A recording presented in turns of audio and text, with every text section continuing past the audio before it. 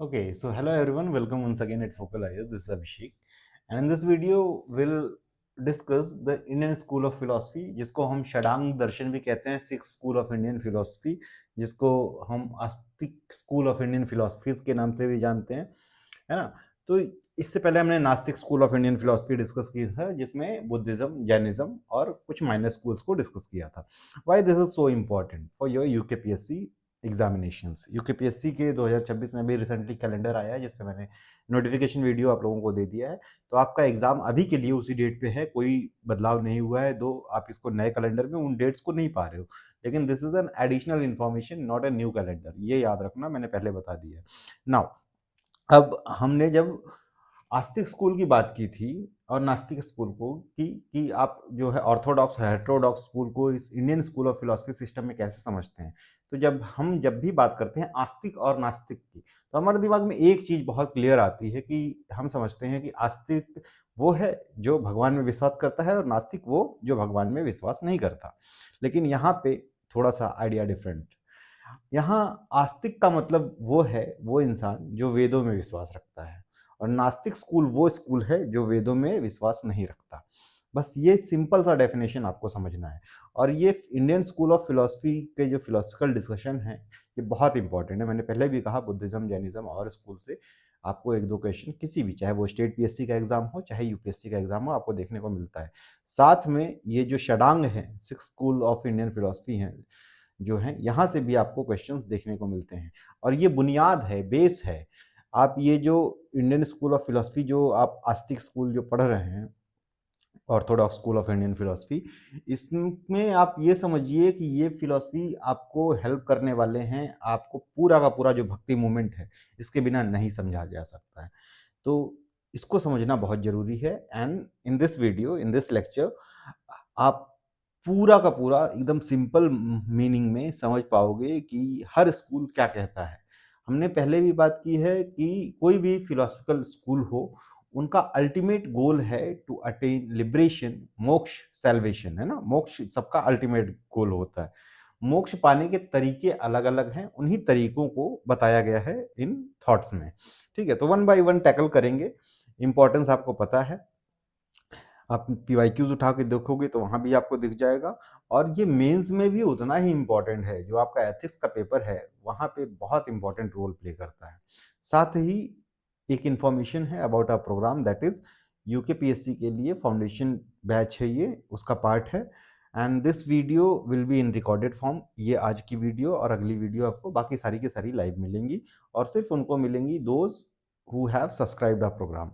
तो ये complete batch है, जिसमें आपको कंप्लीट डिटेल के साथ हर चीज को दिखाया जाएगा, पढ़ाया जाएगा। Not just for prelims, for mains also. And will cover everything from GS to Hindi to आपका स्टैट्स, जो है सारे पोर्शंस कवर किया जाएगा। तो अभी भी देर नहीं हुई है। अभी आपका परसों से यानी मंडे से नया जो है सिलेबस स्टार्ट होगा, जो कि हम स्टार्ट करेंगे उत्तराखंड की स्पेशल हिस्ट्री। तो वहाँ से नए एडमिशन चालू है। एडमिशन आप ले सकते हो, फीस बहुत माइन्यूट सी है, दैट इज 1999, जो कि अगले वीक तक जाके इसको हम एक्सटेंड करने का सोच रहे हैं। मतलब एक्सटेंड मतलब 1000 रुपये इंक्रीज होगा, 2999 हो जाएगा। तो for who those who wants to join, they can subscribe by paying 1999 at 7827530282। इसी नंबर पे आप व्हाट्सएप से कांटेक्ट भी कर सकते हैं। स्टार्ट करते हैं डिस्कसिंग विद द फिलोसफी। तो इंडियन स्कूल ऑफ फिलोसफी की जब हम बात करते हैं, तो हमारे एक जो है 13 सेंचुरी के बहुत ही फेमस सेज हैं, विद्यारण्य। अब ये विद्यारण्य जो हैं, ये द्वैत स्कूल से बिलोंग करते हैं। और ये हरिहर और बुक्का, आप कृष्णदेव राय वाली डायनेस्टी के बारे में जब सुनोगे, तो हरिहर बुक्का जो है, दो पर्सन विजयनगर डायनेस्टी से रिलेटेड हैं, हरिहर और बुक्का, उनके गुरु थे। ये कहते हैं कि इंडिया में उस समय 16 डिफरेंट स्कूल ऑफ थॉट्स हैं, स्कूल ऑफ फिलोसफीज हैं, उससे भी ज़्यादा है, लेकिन प्रोमिनेंट 16 थे विद्यारण्य के हिसाब से। प्रभुपदा भी बात करते हैं, ठीक है, कि नंबर ऑफ स्कूल्स की। लेकिन जो हमें पढ़ना है वो आपके जो आपके ऑर्थोडॉक्स और हेट्रोडॉक्स में, दोनों में मिला के, आपके हेट्रोडॉक्स में जो है कुछ, जैसे बुद्धिज्म, जैनिज्म, चार्वका, ये हमारे लिए इंपॉर्टेंट हो जाते हैं। और यहाँ पे ये 6 स्कूल जो हमें ध्यान में रखना है। तो सबसे पहले समझना कि फिलॉसफी की ज़रूरत ही क्यों है। तो फिलॉसफिकल एनालिसिस क्यों किया गया, फिलॉसफी है क्या, फिलॉसफी जैसे किसी भी चीज़ की हो सकती है, रिलीजन की फिलॉसफी हो सकती है, ठीक है। तो रिलीजन की फिलॉसफी क्या होती है, इसको समझने के लिए बहुत अहम है कि हमको रिलीजन को समझना पड़ेगा, धर्म को। जब शुरू में हमारे यहाँ धर्म आया, तो धर्म आया क्यों? सबसे पहले ये थॉट प्रोसेस आता है कि रिलीजन क्यों लाया गया। तो कोई भी सोसाइटी है, उस सोसाइटी को गवर्न करने के लिए हमें कुछ रूल्स एंड रेगुलेशंस चाहिए होते हैं, वही ऑर्डर स्टैब्लिश करता है रिलीजन। तो religion is nothing but like an constitution, है ना। कॉन्स्टिट्यूशन की तरह से ही होता है। तो एंशियंट टाइम में तो कॉन्स्टिट्यूशन एज सच एग्जिस्ट नहीं करता था, तो शुरू में धर्म लाया गया जो व्यापक तरीके से आज भी चलता है, ठीक है। तो हर धर्म की कुछ ना कुछ फिलॉसफी होगी, ठीक है, उनमें कुछ ना कुछ ड्यूटीज होंगी, गोल्स होंगे। गोल्स कैसा? तो जैसे हम अगर वैदिक फिलॉसफीज की बात करें, तो यहाँ पे वैदिक फिलॉसफी में 4 गोल्स ऑफ लाइफ बताए गए हैं। वो कौन-कौन से हैं? धर्म, अर्थ, काम, मोक्ष। और ये 4 जो गोल हैं, ये वैदिक फिलॉसफी में तो 4 हैं। अब जो आपके हेटेरोडॉक्स स्कूल ऑफ फिलॉसफीज हैं, वहाँ पे इसमें से कुछ गोल्स कम कर दिए जाते हैं। मतलब सब में कुछ ना कुछ गोल्स हैं, चाहे बुद्धिज्म, जैनिज्म में वो अर्थ और जो है काम पे बिलीव नहीं रखते। तो उनके लिए धर्म और मोक्ष ये 2 अल्टीमेट गोल ऑफ लाइफ हैं। वैदिक फिलॉसफी में धर्म, अर्थ, काम, मोक्ष चारों हैं, लेकिन मोक्ष पे ज्यादा बल दिया जाता है। उसी तरह से चार्वाका की जो फिलॉसफी है, जो नियतिवाद पे स्टैब्लिश्ड है, वहां पे काम और अर्थ का ज्यादा जोर है। वो धर्म को नहीं मानते, वो मोक्ष को नहीं मानते। वो कहते हैं कि आज का जीवन है, कल क्या होगा नहीं पता है, आज जो करना है आप कर लो, एक खुशहाल जीवन जियो, जिसको आप वर्ल्डली प्लेजर को एंजॉय करो। ये चार्वाका का सिद्धांत है। तो ये हमने देखा, धर्म, अर्थ, काम, मोक्ष। अच्छा, अब जब ये ऑर्डर आप फॉलो कर रहे हैं रिलीजियन का, तो अगर आप सही से ऑर्डर फॉलो कर रहे हैं, इन गोल्स को फॉलो कर रहे हैं, तो उसके कुछ इंसेंटिव्स, कुछ डिस इंसेंटिव्स भी होंगे, है ना। कि आपको कुछ पुरस्कार भी मिलेगा और कुछ जो है आपसे छीना भी जा सकता है बेस्ड ऑन योर परफॉर्मेंस, कि आप कैसा परफॉर्म कर रहे हो, कि ये जो गोल्स ऑफ लाइफ हैं इनको आप सही से फॉलो कर रहे हो कि नहीं कर रहे हो। तो जैसे आपने बहुत अच्छा काम किया, धर्म, अर्थ पे बहुत वो किया है, एम्फेसिस दिया है, तो इंसेंटिव में आपको क्या है, जो अल्टीमेट सबसे हायर पोजीशन है, वो मोक्ष मिल जाएगा। वहीं आपने कुछ गलतियां की हैं, तो आप इसी लाइफ एंड डेथ के साइकिल में फंसे रहोगे, ठीक है। फिर से जन्म लोगे, फिर से वो होगे। तो ये चीजें हैं, एक ऑर्डर है रिलीजियन का, ठीक है। अब जो लिबरेशन है, मोक्ष, मैंने बात की कि मोक्ष is the ultimate truth, right. Liberation है, ये जो है कैसे मिलेगा? तो बेसिकली लिबरेशन मिलने का तरीका हमको बहुत सटीक तरीके से, क्योंकि हम वैदिक स्कूल ऑफ थॉट्स की बात कर रहे हैं, तो उपनिषद में बताया हुआ है। अब उपनिषद को हम वेदांत बोलते हैं। अब वेदांत क्यों बोलते हैं, हमने प्रीवियस क्लासेस में देखा है कि सबसे पहले जो बुक आई, है ना, वो कौन सी हैं? तो वो हैं आपकी सॉरी वेदास, है ना। वेदास, जिनको हम संहिताज भी कहते हैं, वेद हैं। अब ये जो वेद हैं, ये किसकी बात कर रहे हैं? ये रिचुअल्स की बात कर रहे हैं। फिर आते हैं ब्रह्मनाज, ये भी रिचुअल्स की ही बात करेंगे। फिर आता है अरण्यक, अरण्यक थोड़ा सा फिलोसफिकल एनालिसिस है ऑफ रिचुअल्स। फिर आता है उपनिषद, जो सीधे के सीधे ये रिचुअल्स को डिनाई कर देता है, और ये किस पे, ज्ञान मार्ग पे एम्फेसिस देता है कि ज्ञान जो है आपका नॉलेज, वो आपको क्या है, मोक्ष दिलाएगा, है ना, मोक्ष दिलाएगा। तो अभी के लिए इतना समझिए कि उपनिषद जो है आपको अल्टीमेट रियलिटी का ज्ञान दिलवाता है, ज्ञान पे बेस्ड है, ज्ञान मार्ग पे बेस्ड है। अब लिबरेशन पाने के बहुत से तरीके बताए गए हैं यहाँ पे। सबसे जो इम्पोर्टेंट है, ब्रह्मशास्त्र बताता है, जो ब्रह्मशास्त्राज या जो हमारे वेद बताते हैं, ब्रह्मनाज बताते हैं, वो कहता है ये कार्मिक जो है रिचुअल्स जो हैं, इनके थ्रू आप मोक्ष प्राप्त कर सकते हो, लाइक यज्ञ करके, ठीक है, या कुछ उस तरह से पूजा पाठ करके रिचुअल पाया जा सकता है और मोक्ष पाया जा सकता है। वहीं पे उपनिषद जो है वो ज्ञान मार्ग को सपोर्ट करता है कि ज्ञान जो है, अगर आपको पास किसी सही गलत को पहचानने की शक्ति, अपने आप को जानने की शक्ति आ गई, तो आप मोक्ष पालोगे, ठीक है। आत्मन क्या है आप जान गए, ठीक है। ब्रह्मन क्या है आप जान गए। आत्मन ब्रह्मन का क्या रिलेशन, अभी एक्सप्लेन करूंगा, what is Atman and what is ब्रह्मन, ठीक है, क्या रिलेशन है। तो आपको सारा ज्ञान हो गया, फिर तो आप लिबरेट हो ही गए ना। वहीं दूसरा एक मार्ग है भक्ति मार्ग। अब ये गुप्ता पीरियड में भक्ति एज एन मूवमेंट हमको इमर्ज होते हुए, bhakti as an movement Gupta period में नहीं, 7th सेंचुरी में दिखेगा, लेकिन भक्ति एज एन कॉन्सेप्ट, है ना, ये गुप्ता पीरियड में हमको देखने को मिल जाएगा कि भक्ति क्या है, ठीक है। इससे पहले भक्ति का कॉन्सेप्ट नहीं है। भक्ति एज एन कॉन्सेप्ट का इमर्जेंस हमको देखने को मिलेगा गुप्ता पीरियड में, एंड भक्ति एज एन मूवमेंट हमको 9th सेंचुरी में जाके देखने को मिलेगा। तो भक्ति मार्ग क्या बताता है? भक्ति मार्ग कहता है कि love is only that potential thing जिससे आप लिबरेट कर सकते हो। लव किसके बीच में? तो लवर जो है वो पर्सन है, जो इंसान है वो लवर है, ठीक है, और उसका जो प्रेम है वो भगवान है। तो ईश्वर के साथ जो प्रेम है वो आपको मोक्ष दिलाएगा। उसी तरह योग को भी एक मार्ग बताया गया, लेकिन योग इज नॉट डिफरेंट। योग कहीं ना कहीं ये ज्ञान मार्ग से ही रिलेटेड है। अभी जो उपनिषद बताता है, उपनिषद जो है ये प्रोसेस नहीं बताता, वो ज्ञान को जागृत करने के लिए योग की जरूरत पड़ती है ना, कि आप ये कुंडलिनियां जग जाएं और आप मेडिटेट करके रियलिटी तक पहुंच जाएं, असली ज्ञान को प्राप्त कर पाए, ये योग मार्ग है। तो ज्ञान मार्ग योग मार्ग कहीं ना कहीं सिमिलर कॉन्सेप्ट पे काम करते हैं। ज्ञान मार्ग को एक कदम और आगे ले जाया जाए तो वो योग मार्ग पे आता है, हम ये कह सकते हैं। उसके बाद कुछ रूल्स एंड रेगुलेशंस जो है, इनके थ्रू भी मोक्ष मिल सकता है, और इस पे ज्यादा इंफेसिस नहीं देना है। जैसे हमारे धर्मशास्त्र आज जो है और हमारा सनातन धर्म जो है, ये कुछ रूल्स और रिचुअल्स बताता है, इनको फॉलो करोगे तो अल्टीमेटली आपको मोक्ष मिल जाएगा। दिस इज कि जिसको मोक्ष नहीं मिल रहा है उसके लिए कुछ कॉमन रास्ते है ना, ले मैन के लिए भी, कि उनको मोक्ष मिल सके। जैसे कि किसी की मृत्यु हो गई तो उसका पिंडदान करवा दिया गया कि उसको मोक्ष मिल जाए, है ना। तो ये रूल्स धर्मशास्त्र और हमारे जो बुक्स हैं, सैक्रेड बुक्स जो है, ये हमको ये सलाह देते हैं। तो रूल्स एंड रेगुलेशंस भी हैं। अच्छा, अब उपनिषद पे आते हैं। जब जो सबसे आखिरी टेक्स्ट है हमारे वैदिक टेक्स्ट में, उपनिषद। उपनिषद का इमर्जेंस क्यों हुआ? जैसा कि हमने देखा था पिछली क्लास में कि इन 6th century BC, है ना, ये जो ब्राह्मणिकल थॉट प्रोसेस था ये बहुत रिजिड हो चुका था, right. It was very rigid at that time. इसके अगेंस्ट में मिड गंगेटिक वैली में हमने देखा कि 550 plus different school of thoughts emerge हो रहे थे, जो कहीं ना कहीं इस वैदिक सिस्टम को अपोज कर रहे थे, जो रिचुअल पे बेस्ड था।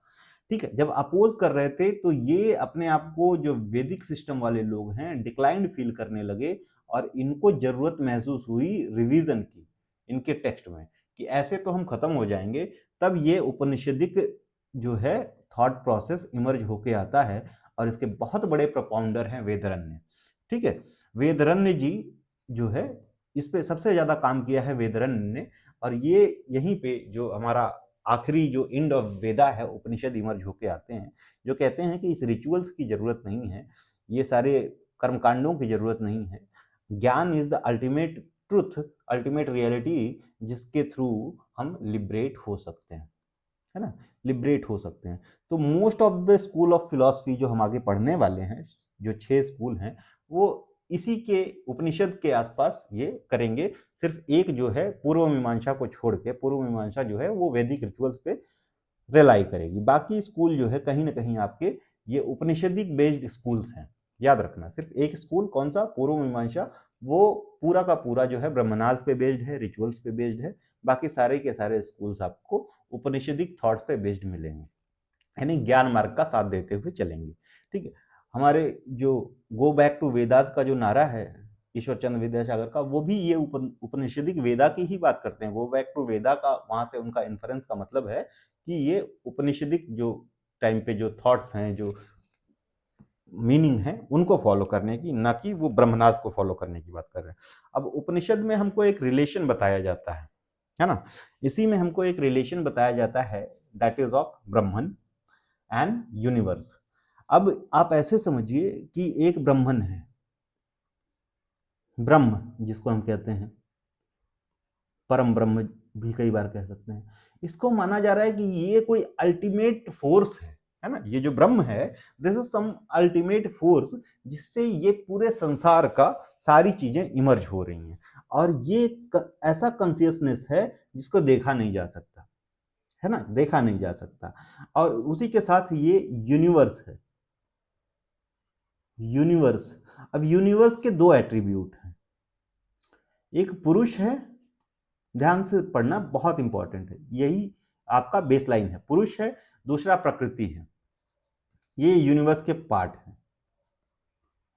अब हम जब अपना धर्मशास्त्र पढ़ते हैं तो वहां पे पुरुष और प्रकृति को अलग तरीके से देखते हैं, यहाँ पुरुष और प्रकृति अलग है।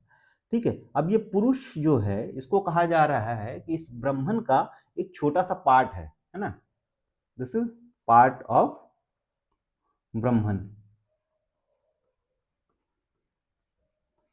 है ना, ये किसी तरह का फोर्स है या आत्मा है, आत्मन है ना। तो ब्रह्मन से क्या निकल रहा है हमको डिराइव होते हुए, आत्मन मिल रहा है ना। ये हर स्कूल ऑफ फिलॉसफी में नहीं माना जाएगा, पुरुष को फोर्स या कोई आत्मन माना जाएगा, बट ये नेसेसरली नहीं माना जाएगा कि वो उस अल्टीमेट फोर्स से जो ब्रह्मन है उससे डायरेक्टली या इनडायरेक्टली रिलेटेड है। लेकिन जो अल्टीमेट डिस्कशन के बाद ये पता चलेगा कि नहीं, दीज आर रिलेटेड। प्रकृति क्या है? प्रकृति जो हमारे जीवन में जो भी भौतिक सुख सुविधाएं हैं, हमारा शरीर है जो हम फील कर रहे हैं, ठीक है, यानी ये मैटर से बना हुआ है ना। तो ये फिजिकल कॉन्शियसनेस है, और ये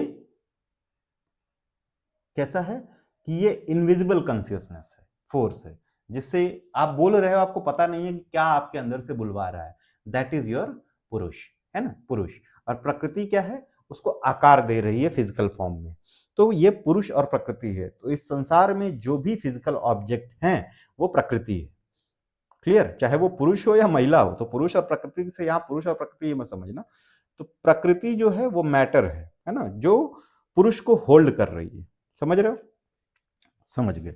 तो यहां से हमने पता किया कि ये यही बताने की कोशिश कर रहा है उपनिषद हमको कि इस ब्रह्मन का रिलेशन क्या है इस यूनिवर्स के साथ में, कैसे रिलेटेड है, और पूरा का पूरा डिस्कशन इसी पे बेस्ड रहने वाला है। आगे चलते हैं। होप आपको इतना समझ में आ गया। नाउ अब बात करते हैं यहाँ पे। तो यहाँ कह रहे हैं कि इंडियन फिलॉसफी जो है, यहाँ पे थिंकर्स जो है अपने आप को अलाइन करते हैं विद स्पेसिफिक स्कूल, जिसको हम दर्शन के नाम से जानते हैं, है ना। दर्शन शास्त्र कहते हैं ना, तो दर्शन के नाम से जानते हैं, और जो फिलोसफर है उसको दार्शनिक कहते हैं। अब ये शब्द आया है संस्कृत का, एक रूट वर्ड है ड्रिक, है ना। अब इस ड्रिक का मतलब होता है परसेप्शन। परसेप्शन का मतलब क्या है? परसेप्शन या विजन से, ठीक है। तो ये छोटी छोटी बातें हो सकता है कभी पूछ लिया जाए। बाकी ये सारी चीजें मैंने आपको बता दी है टर्म्स, ठीक है। तो कि आस्तिक और नास्तिक में क्या डिफरेंस है ना, कि आस्तिक यहाँ पे वो है जो वेद में बिलीव करता है, नास्तिक वो है जो वेदास में बिलीव नहीं करता। अच्छा, अब ये जो फिलॉसफी है ये हमको मेटाफिजिकल रियलिटी बताती है, ठीक है, नॉलेज देती है, लॉजिकल रैशनैलिटी के बारे में बात करती है, एथिक्स के बारे में क्या सही है क्या गलत है, आर्ट एंड ब्यूटीज के बारे में, पॉलिटिक्स, गवर्नमेंट, सोसाइटी, हर चीज में हेल्प करती है। आगे हम पढ़ेंगे तो हमको समझ में आएगा। बाकी ये चीजें आपके लिए उतनी इंपॉर्टेंट नहीं है। अच्छा, अब आस्तिक दर्शन में जो आपका ऑर्थोडॉक्स है जिसको हम कहते हैं, है ना, यहाँ पे हमको 6 स्कूल मिलेंगे। इसको आप इस तरह से क्लब करते हुए अभी चलिए कि सांख्य योग को हम एक साथ रखते हैं, ये एक तरह की स्कूल ऑफ फिलॉसफी है। न्याय और वैशेषिका ये लगभग सिमिलर स्कूल ऑफ थॉट पे काम करती हैं, है ना। और मीमांसा और वेदांत ये अलग अलग हैं लेकिन रिलेटेड हैं। ये मतलब मीमांसा जो है बेसिकली उसको भी मीमांसा कहते हैं, तो उत्तर मीमांसा और पूर्व मीमांसा, तो वेदांत भी कहते हैं। मीमांसा जो है ये वैदिक काल से, अगर सिर्फ मीमांसा तो ये वैदिक यानी रिचुअल पे बेस्ड है, और वेदांत जो है ये उपनिषदिक फिलॉसफी को फॉलो करते हैं, उपनिषद पे बेस्ड। ये 6 स्कूल हमको पढ़ना है। क्लियर है? नास्तिक दर्शन में हमने देखा था कि दोज डिराइविंग फ्रॉम वैदिक knowledge fall into 2 categories, diverging, sorry, हाँ, जो इनसे डाइवर्ज होते हैं। तो ये जैनिज्म, बुद्धिज्म है, which acknowledge the pursuit of truth and liberation, ठीक है, ये सत्य और लिबरेशन को एक्नॉलेज कर रहे हैं, यानी ये धर्म अर्थ काम मोक्ष जो हमने 4 गोल बताए हैं, धर्म अर्थ काम मोक्ष, तो ये धर्म और मोक्ष को फॉलो कर रहे हैं, जैनिज्म और बुद्धिज्म, है ना। चार्वक वहीं पे रिजेक्ट कर दे रहा है वैदिक अथॉरिटी को और प्रायोरिटाइज कर रहा है ह्यूमन प्लेजर को as the highest goal of the life. तो यहाँ पे क्या आ जाएगा, यानी अर्थ आ जाएगा और काम आ जाएगा, है ना। अर्थ और काम 2 इंपॉर्टेंट गोल हैं चार्वका स्कूल ऑफ फिलोसफी के। चलिए, अच्छा, अब एक पुरुषार्थ हमने बात कर लिया, क्या क्या है पुरुषार्थ में, है ना, ये सारी चीजें देख ली। ये हमारे लिए जरूरी नहीं है, हम सीधे का सीधे चलते हैं आपके स्कूल ऑफ फिलोसफीज को डिस्कस करने, और इसको फटाफट हम बहुत सिंपल से टर्म में देखते हैं। अब ये सांख्य दर्शन जो है, सांख्य टर्म जो लिया गया है वो संख्या से लिया गया, यानी नंबर से, है ना, इसका मतलब नंबर्स होता है। अब इस फिलॉसफी को बहुत ध्यान से समझना, नंबर से। अब नंबर से रिलेटेड है तो इसमें एट्रीब्यूट्स जो हैं उनको नंबर के हिसाब से लिया गया है। यहाँ पे भी जो है कह रहे हैं कि टोटल 25 ऑब्जेक्ट या एट्रीब्यूट्स या नंबर्स हैं। कितने हैं? 25 एट्रीब्यूट्स हैं। अब ये जो 25 एट्रीब्यूट्स हैं इसमें प्रकृति है, एक क्या है? प्रकृति है। प्रकृति के अंदर प्रकृति एक हो गई। प्रकृति के जो सब एट्रीब्यूट्स है 23 और एट्रीब्यूट्स, ठीक है, जिसमें रजस, तमस, है ना, सत्व, सत्व और भी बहुत से गुण हैं, ये इनके एट्रीब्यूट्स हैं, ठीक है। इस तरह से 23 एट्रीब्यूट्स हैं टोटल। और अंत में हमारा पुरुष है ना। पुरुष क्या है? अल्टीमेट रियलिटी या आत्मन, है ना। तो ये कह रहे हैं कि ये एट्रीब्यूट्स हैं, और ये जो एट्रीब्यूट्स हैं ना, इनको हम जनरली क्या है अपनी लाइफ में इतने व्यस्त हो जाते हैं कि हम इनको साथ में देखते हैं, एक साथ, है ना, कि हम तमस को, यानी ये बुरी चीजें, इनको हम अपने एट्रीब्यूट का पार्ट बना लेते हैं, अपनी लाइफ का पार्ट बनाते हैं। रजस यानी लग्जरी जो है, इनको अपनी लाइफ का पार्ट बना लेते हैं और इसी को मेन वैल्यू देते हैं। वहीं हम सत्व को छोड़ देते हैं, है ना। अब इसको जब हम अलग अलग पहचानेंगे कि ये सब एक दूसरे से एसोसिएटेड नहीं है, ये सारी चीजें अलग अलग हैं, तब जो है हम मोक्ष प्राप्त कर सकते हैं, है ना, मोक्ष प्राप्त कर सकते हैं। अब इसको हम पहचानेंगे कैसे कि ये अलग अलग है, डिसोल्यूशन कैसे करेंगे इनका, है ना। तो इसके लिए हमको चाहिए जो है कोई दिखा दे, है ना, कि ये अलग अलग है। दिखाएगा कौन? गुरु, है ना, प्रत्यक्ष, है ना। तो परसेप्शन यहाँ पे, अब देखिए ये दिखाने का क्या है, तो ये परसेप्शन कोई बता दे, भाई दिखा दे, है ना, तो प्रत्यक्ष करवा दे। अनुमान से हम अपने जान सकते हैं कि अनुमान लगाए हम कि भाई ये गलत है, ये सही है। और तीसरा है आप कोई हमको ये बता दे, सुना दे कि हाँ ये अलग अलग है। अब ये कैसे होगा कि आपको कोई बता रहा है लेकिन आप उसको मानने को तैयार ही नहीं हो, क्योंकि आपके पास वो ज्ञान नहीं है, ठीक है। तो ये ज्ञान तीनों की समूची जो है समूची समझ के साथ ही आएगा। तो ये बेसिकली ज्ञान पे बेस्ड है, नॉलेज पे बेस्ड है। Is this philosophy is discussing about God anywhere? तो आंसर इज नो, है ना। तो क्या भगवान की बात कर रही है? तो नहीं है, ठीक है। रीबर्थ की बात कर रही है? हाँ कर रही है ना। आत्मा की बात कर रही है? हाँ कर रही है।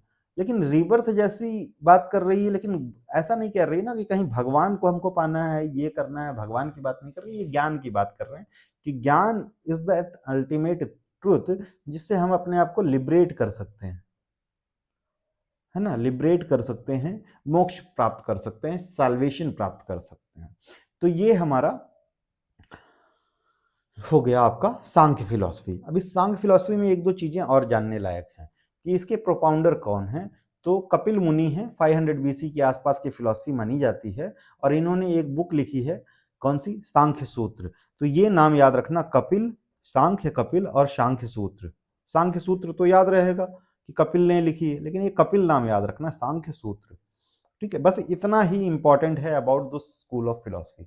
इसके बाद आ जाते हैं योग शास्त्र पे, योग school of philosophy.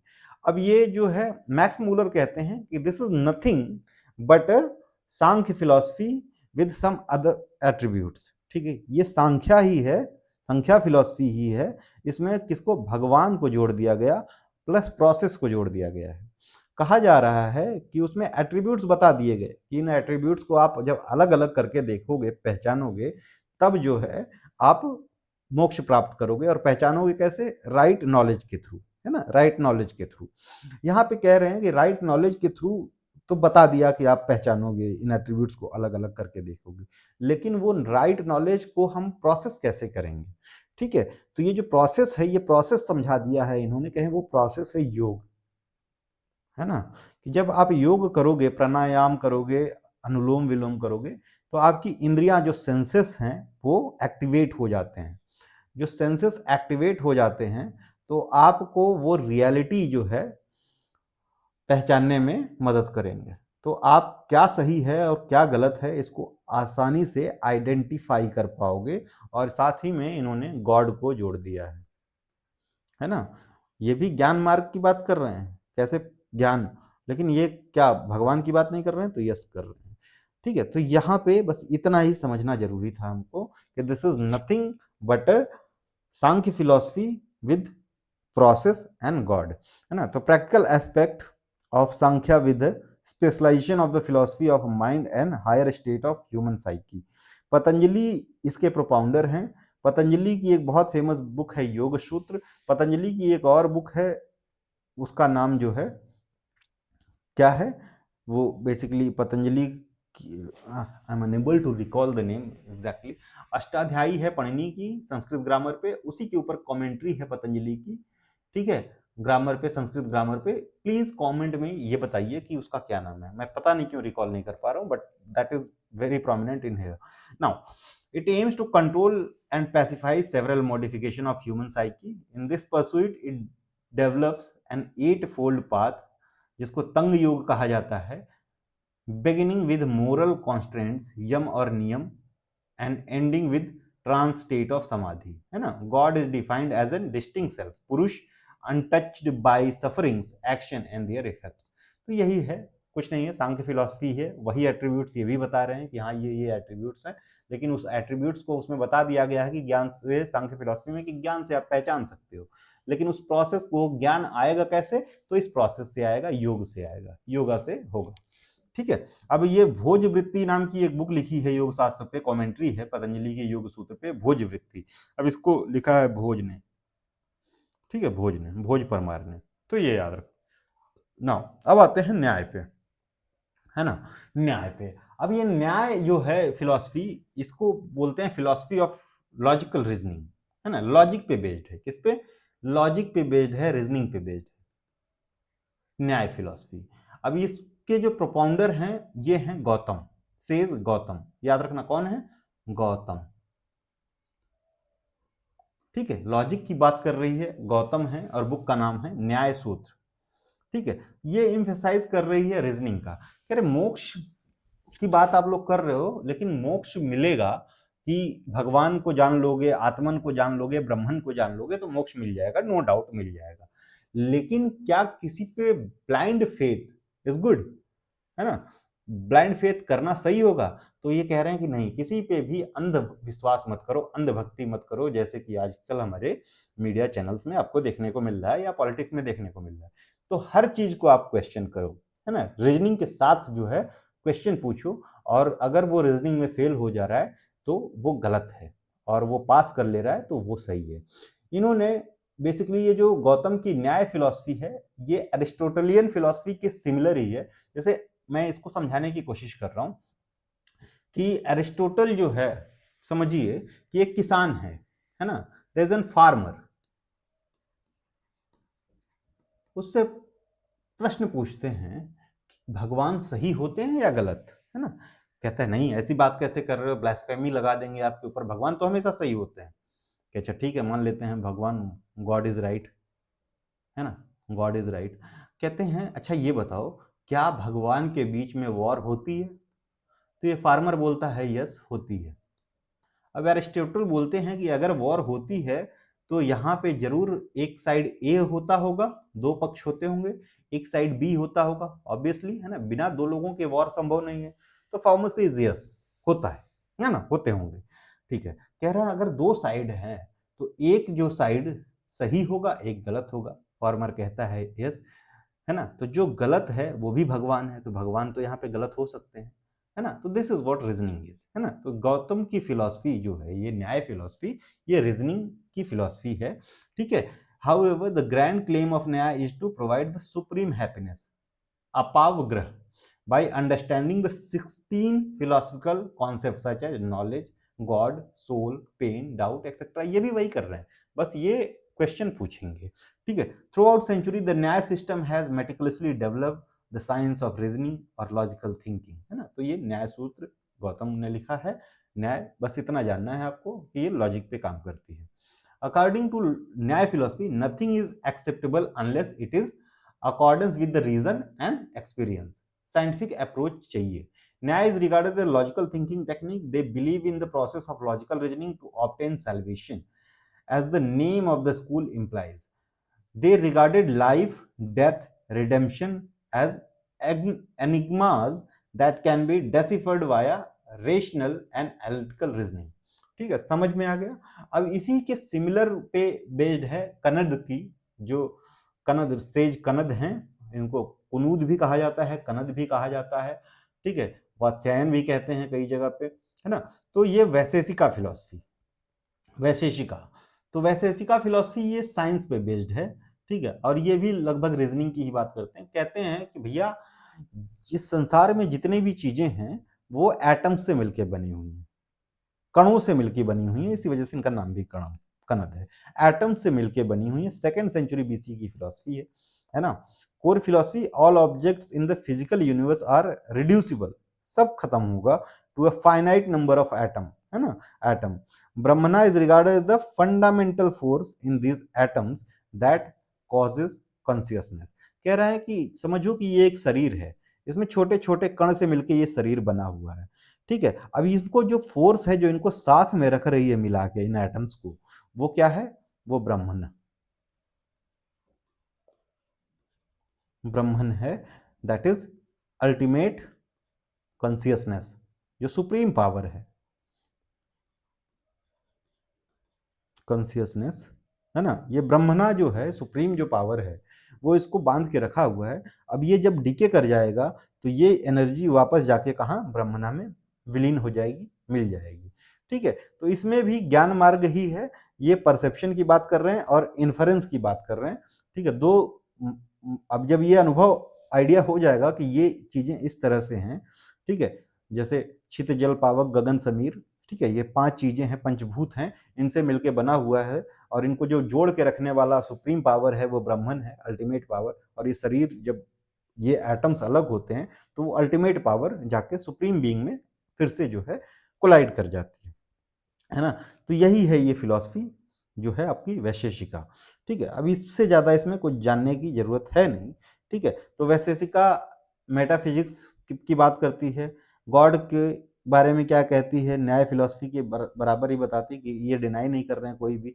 Laws of Karma की बात कर रहे हैं कि लॉज, आपके कर्म जैसे होंगे यूनिवर्स में आपको वैसी ही जगह मिलेगी, वैसे ही कण के रूप में आप पैदा होगे। Universe was created by the 5 main elements, द्रव्य, जिसको फायर, एयर, वाटर, अर्थ और स्काई के नाम से जानते हैं, ठीक है। अब ये कंड्यूसिव सिस्टम है for studying all system, its primary goal is to deal with categories and reveal its atomistic pluralism, ठीक है। तो ये कह रहे हैं कि all knowledge must necessarily point to an object of knowledge which is referred to as a padartha, है ना। सारी चीजें ये पदार्थ से मिलकर बनी हुई हैं, और ये बेसिकली न्यूटन की थियरी को भी वो करते हैं।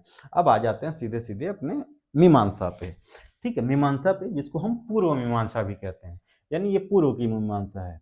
अब ये पूर्व मीमांसा, इसके जो प्रोपाउंडर हैं वो जामिनी है, सेज जामिनी।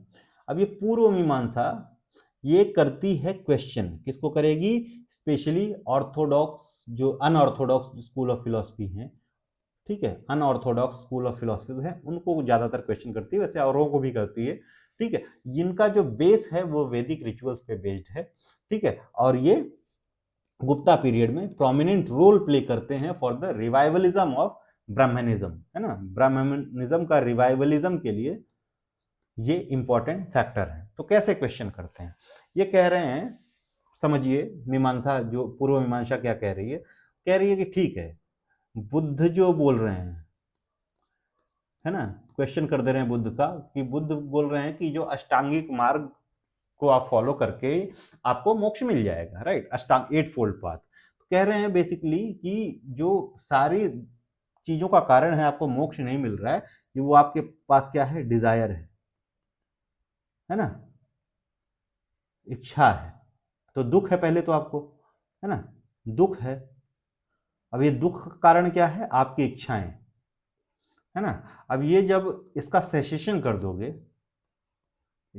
इन डिजायर का सेसेशन कर दोगे, तो आपको क्या मिल जाएगा, निर्वाण मिल जाएगा या मोक्ष मिल जाएगा। है ना। ठीक है, ये बताए बुद्धिज्म ये तरीका बता रहा है मोक्ष का।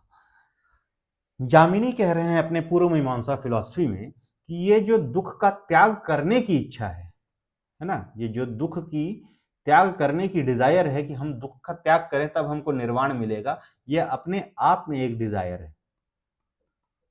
है ना। ये खुद में एक डिजायर है कि हमको दुखों का त्याग करना है तब हमको निर्वाण मिलेगा।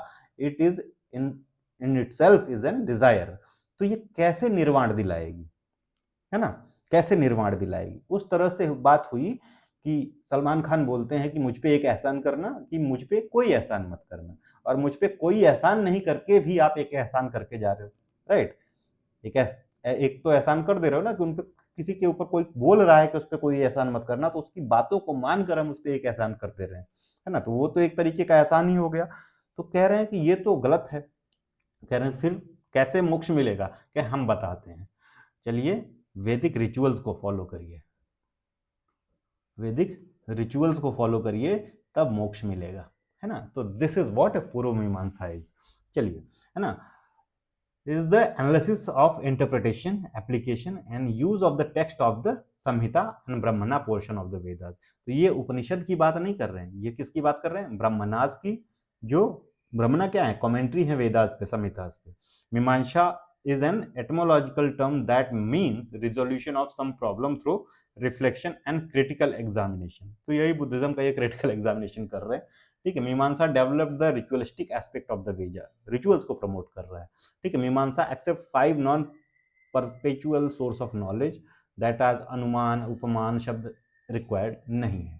ठीक है, तो ये किस पे को बात कर रहे हैं, रीजनिंग पे और इंटरप्रिटेशन पे। भावदास, कुमारिल भट्ट, मंडन मिश्र इंपॉर्टेंट प्रोपाउंडर हैं। दो मंडन मिश्र जो है बाद में वेदांत जो है के वो बन जाते हैं फॉलोवर, वेदांत, या वेदांत कहें या कहते हैं कि अद्वैत, अद्वैत फॉलोवर हो जाते हैं, शंकराचार्य के फॉलोवर हो जाते हैं जब इनका तर्कशस्त्र होता है, तर्क होता है मिथिला रीजन में शंकराचार्य के साथ। ठीक है, तो ये आपकी मीमांसा है। तो ये पूर्व मीमांसा है। अब इसी तरह से मीमांसा क्या है, पूर्व मीमांसा है। हमने यहाँ पे इसकी बात कर ली। अब हमारे पास एक है उत्तर मीमांसा, है ना, उत्तर मीमांसा। अब ये उत्तर मीमांसा क्या है, समझना ध्यान से, बहुत इंपॉर्टेंट है। अब भक्ति पीरियड में ना ये सबसे इंपॉर्टेंट हो जाता है आपके लिए, उत्तर मीमांसा, जिसको हम वेदांत भी कहते हैं।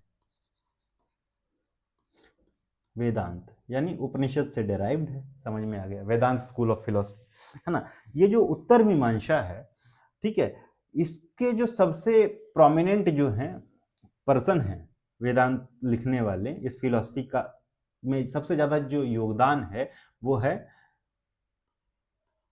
वद्रायन का, वेदरण्य का, सॉरी वद्रायन बोल रहा हूँ, वेदरण्य का, वेदरण्य, वेदरण्य का। अब इन्होंने ब्रह्म सूत्र लिखा है, ब्रह्म सूत्र। अभी फिलोसफी समझाता हूं, ठीक है। तो वेदरण्य ने लिखा ब्रह्म सूत्र, और ये उत्तर मीमांसा के मेन प्रोपाउंडर हैं। बहुत से लोग हैं लेकिन he is one of the main propounder. Uttar Mimamsa क्या कहता है, ये कहता है कि रिचुअल्स आर नॉट इंपॉर्टेंट। ये रिचुअल्स को नकार देता है क्योंकि ये उपनिषदिक थॉट्स पे बिलीव करता है ना। रिचुअल्स आर नॉट इंपॉर्टेंट, ठीक है। इसका जो सोर्स है, मतलब जो बुक्स है जो उत्तर मीमांसा को पूरी तरह से डिफाइन करती है, उसमें 3 इंपॉर्टेंट बुक्स हैं। एक तो ब्रह्मसूत्र हमने देखा है ना, एक दूसरा हो गया उपनिषद खुद, उपनिषद, और एक है भगवत गीता, है ना, और ब्रह्मसूत्र। तो इनको तीनों को मिला के हम वेद त्रयी या प्रस्थान त्रयी कहते हैं, सॉरी वेद त्रयी नहीं, प्रस्थान त्रयी कहते हैं। ठीक है, अब ये क्या समझाने की कोशिश कर रहा है, तो ये बेसिकली ज्ञान सेक्शन है ऑफ वेदास, है ना। ज्ञान पे वो कर रहा है कि आपको सैल्वेशन मिलेगी ज्ञान से, रिचुअल से नहीं।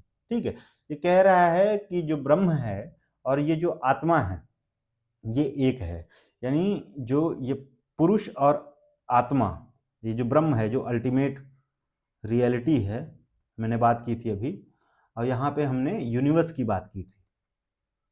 ठीक है, नहीं दिखेगा तो बता देना, मैं एक बार डिलीट करके फिर से करता हूँ। ना।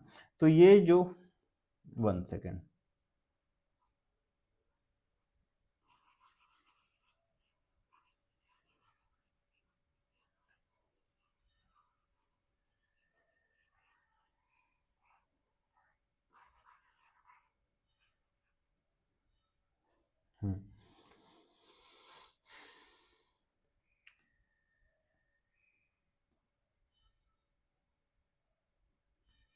हाँ, this school of thought says that this Brahma that is ultimate reality, जो सुप्रीम बीइंग है, और ये यूनिवर्स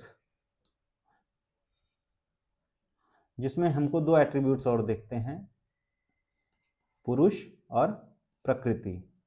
प्रकृति क्या है? प्रकृति मैटर है, मैंने बात की, जो भी कॉन्शियसनेस है, फिजिकल कॉन्शियसनेस ये है। पुरुष जो है आपका आत्मन या कोई फोर्स है जो आपको सांस लेने चलने इसमें मतलब मदद कर रहा है। आत्मा, आत्मन या फोर्स है किसी एक तरीके की।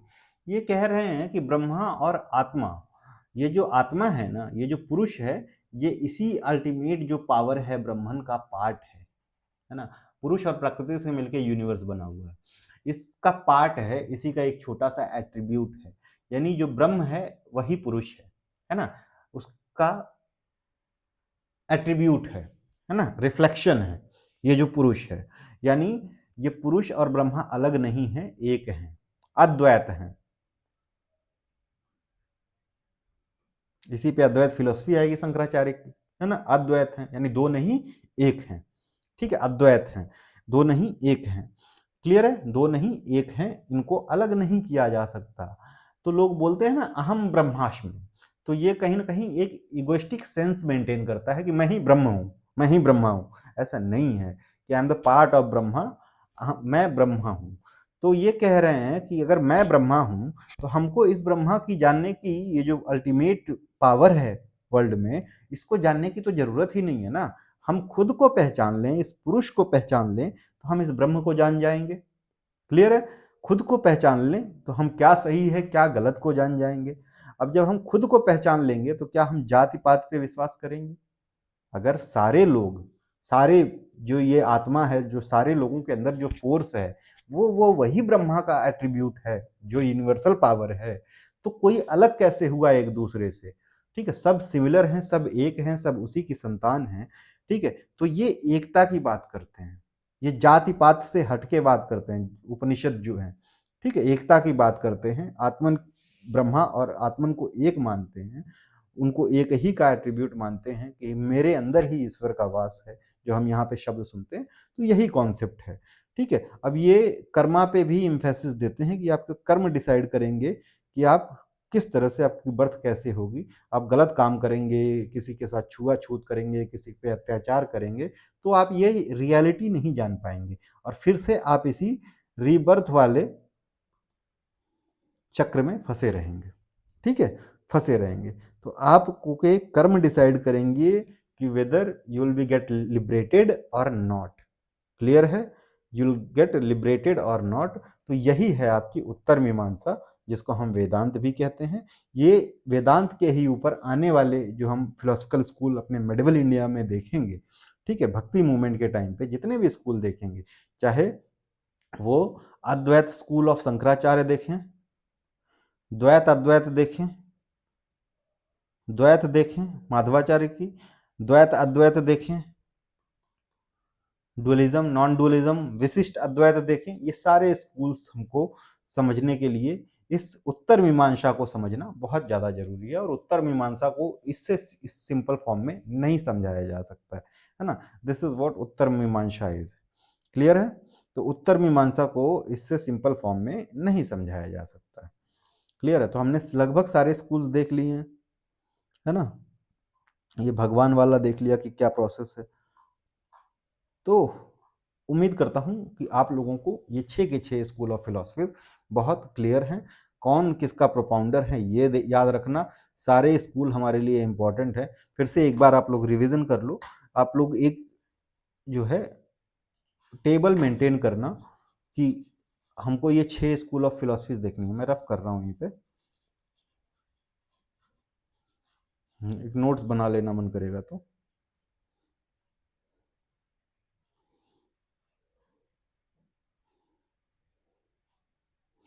हमने कौन कौन सी देखी?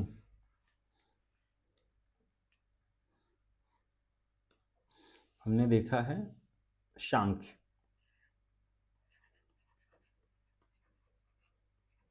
हमने देखा है योग, है ना, सांख्य दर्शन है, योग सूत्र है, यहाँ पे कपिल है, यहाँ पे पतंजलि है।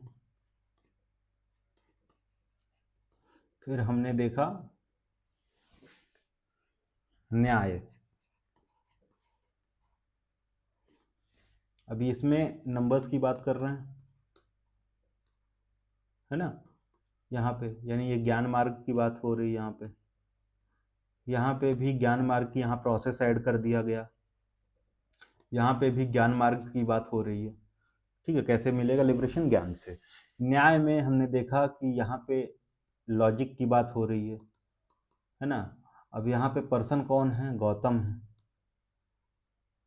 न्याय सूत्र लिखा है इन्होंने। अब ये लॉजिक की बात कर रहे हैं, यानी ये भी ज्ञान मार्ग की ही बात कर रहे हैं। ठीक है, अब न्याय के बाद हमारे पास वैशेषिका अब ये क्वेश्चनिंग कर दे रहे हैं, है ना, मतलब बिना ये सॉरी साइंस बेस्ड है, साइंस बेस्ड है ना, ये लॉजिक बेस्ड है, अब ये साइंस बेस्ड है। अब ये यहाँ पे हमको कनद मिल रहे हैं, है ना, कनद सेज कनद मिल रहे हैं। वैशेषिका के बाद हमारे पास जो है पूर्व मीमांसा है,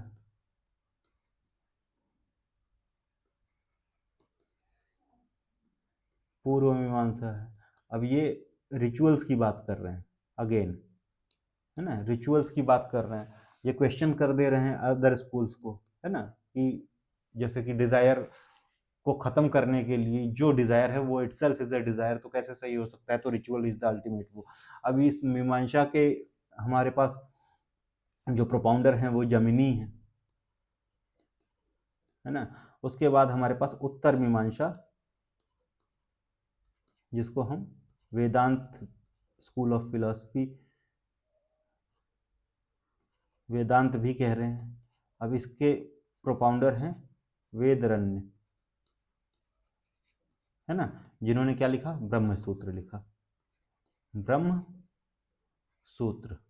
तो इतना क्लियर रखना, इतनी जानकारी is more than sufficient to answer any type of question. ठीक है, ये छोटा सा पार्ट था और इसमें आपकी पूरी जो है ये 6 स्कूल क्लियर हैं। अगले क्लास में will take the Mauryan period, और इसी के साथ हमारा मौर्यन पीरियड तक की हिस्ट्री खत्म होगी। आफ्टरवर्ड्स मौर्यन पीरियड के बाद will start with history of Uttarakhand, है ना, उत्तराखंड की हिस्ट्री से स्टार्ट करेंगे, that is most important part, और उसको हम बहुत डिटेल में देखने वाले हैं। तो थैंक यू, धन्यवाद, थैंक्स फॉर वॉचिंग।